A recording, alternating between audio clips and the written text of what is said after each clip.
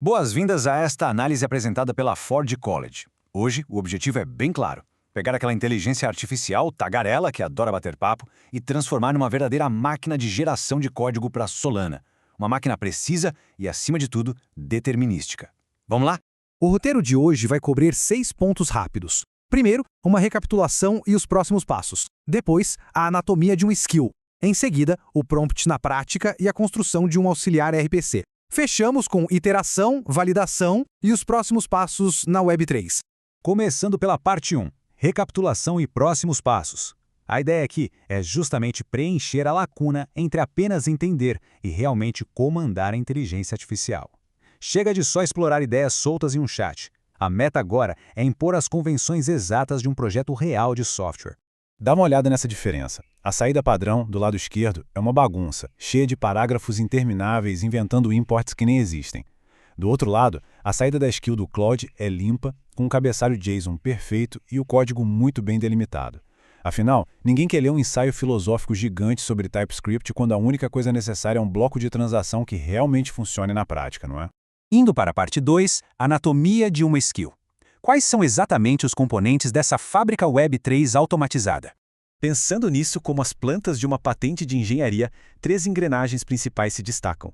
O enquadramento de sistema, que define a persona, como por exemplo, haja como um engenheiro TypeScript sênior que prefere importes explícitos, as instruções, que devem ser totalmente imperativas, e os exemplos práticos, que mostram a cara do código esperado. É essa combinação impecável que faz a mágica acontecer. E o que é, de fato, uma skill do Claude? Bom, é como um gerador de prompts enxuto, super opinativo, que empacota essas instruções, exemplos e restrições. A ideia é criar uma linha de montagem super rigorosa, forçando a inteligência artificial a produzir trechos de código que se encaixem perfeitamente nos padrões da blockchain, cortando pela raiz qualquer tipo de criatividade indesejada. Entrando na parte 3, o prompt na prática.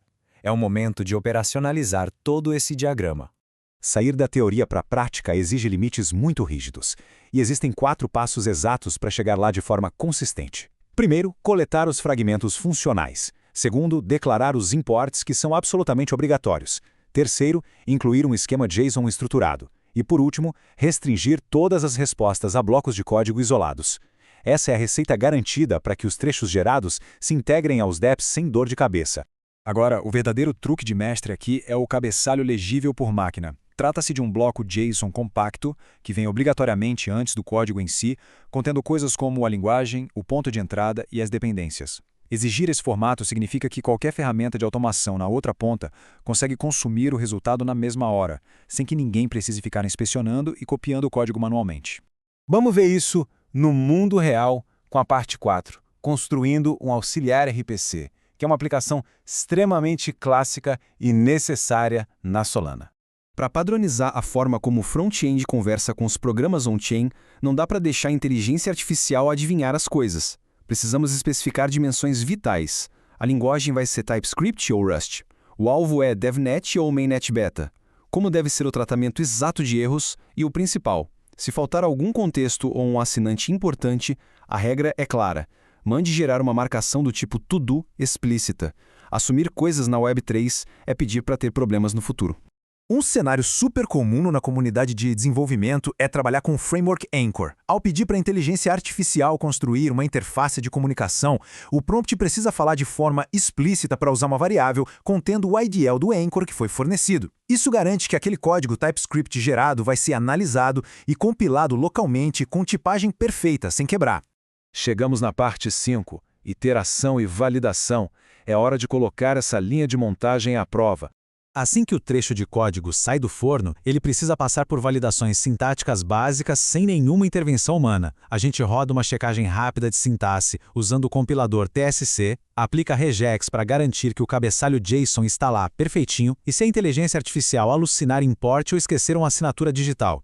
Muito simples, basta voltar no prompt, apertar as restrições e adicionar um exemplo claro de caso extremo.